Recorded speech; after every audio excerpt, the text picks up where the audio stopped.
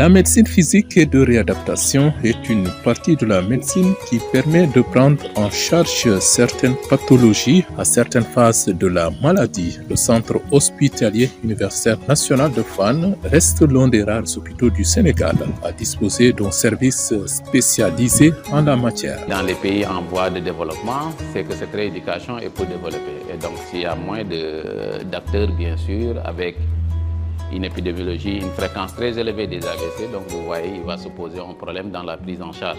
Et je l'ai toujours dit, dans nos hôpitaux, il manque une classe des acteurs qui sont importants dans la prise en charge des AVC. C'est les aides-soignants. Pour une bonne prise en charge de ces accidents vasculaires cérébraux, il faut qu'il y ait dans la chaîne de prise en charge des aides-soignants. L'autre difficulté de la médecine physique et de réadaptation au Sénégal, c'est l'hospitalisation. C'est un vrai problème, souligne le Dr Nkorsi Diagne.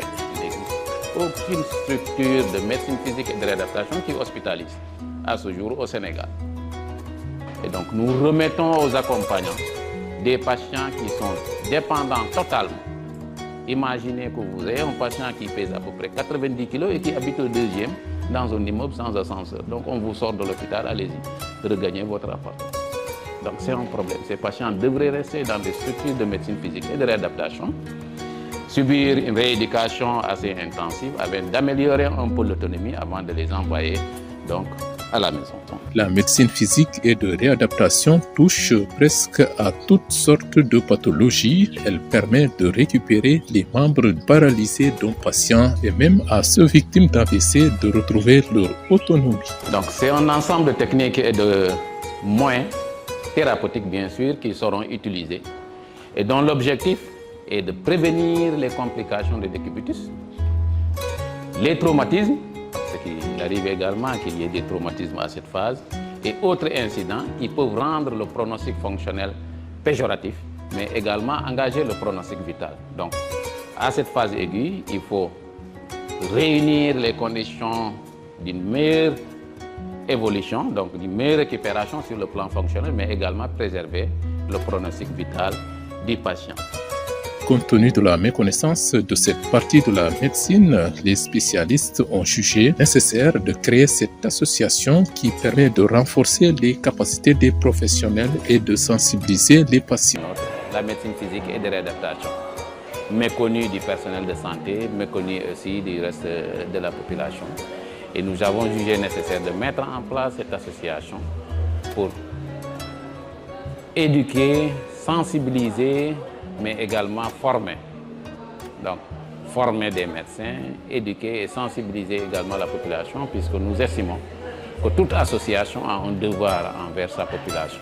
Et donc, nous devons sensibiliser, éveiller et également former. Dans le cadre de ces activités, l'association Médecine physique et de réadaptation a tenu d'ailleurs cette activité de sensibilisation portant sur le thème l'éducation thérapeutique du patient hémiplégique et de son accompagnant à la phase aiguë de l'AVC. Et en fait, nous, dans la pratique, ce qu'on doit faire, c'est d'aider le patient à ne plus rechercher le goût sucré, le goût du sucre ajouté. Tout le travail qu'on fait, en fait, c'est ça. C'est de dire maintenant comment faire pour ne plus avoir besoin d'ajouter du sucre. Et comme je disais, c'est tout à fait possible. Et après, maintenant, pour le reste, et où on a besoin d'ajouter un peu de sucre à notre café, ça enlève un petit peu de l'amertume, où on a besoin de sucrer un bissap ou un lait caillé, un diaroussa ou quelque chose comme ça, eh bien on peut utiliser les édulcorants artificiels et tout ce qui est sur le marché en fait a été étudié. Donc au Sénégal, on va trouver Sucria déjà qui est là et c'est à base d'érythritol. Alors il y a une histoire marrante parce que pendant des années, j'avais des patients qui venaient me demander mon avis sur Sucria. Ils disaient mais Sucria, qu'est-ce que vous en pensez? Je dis méfiez-vous, je ne sais pas parce qu'il n'y a rien sur leur site, il n'y a aucune information. À votre place, je n'en prendrai pas. Et puis un jour, Sucria m'a contacté et ils sont venus, ils m'ont dit on aimerait bien vous rencontrer en fait pour vous donner l'info. Et ils sont venus dans mon bureau, ils m'ont dit en fait voilà c'est de l'érythritol, etc. Et on connaît l'érythritol, il y a d'autres édulcorants artificiels à base d'érythritol et c'est effectivement inoffensif. Maintenant, il y a des doses à ne pas dépasser, mais il faudrait vraiment être dans une consommation extrême pour dépasser ces doses-là. C'est par rapport au poids du corps en fait. donc qu'on ne peut pas dépasser certaines doses, mais c'est des doses énormes. Donc je pense que les patients peuvent en manger, je ne dirais pas à volonté, je dirais plutôt en s'éduquant à en mettre de moins en moins. Les associations doivent être animées par les jeunes. Parce que si vous laissez ces associations aux gens qui ont des responsabilités diverses et variées, multiples, ces associations risquent de mourir. Donc je pense que vous avez déjà fait, il s'agit d'un bon début et je vous encourage pour ça, je vous félicite.